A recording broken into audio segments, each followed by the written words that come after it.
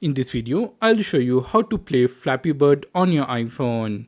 But before we get started, make sure to follow and subscribe to iOS Droids. The first step is to download the IPA file from the link given in the description of the video.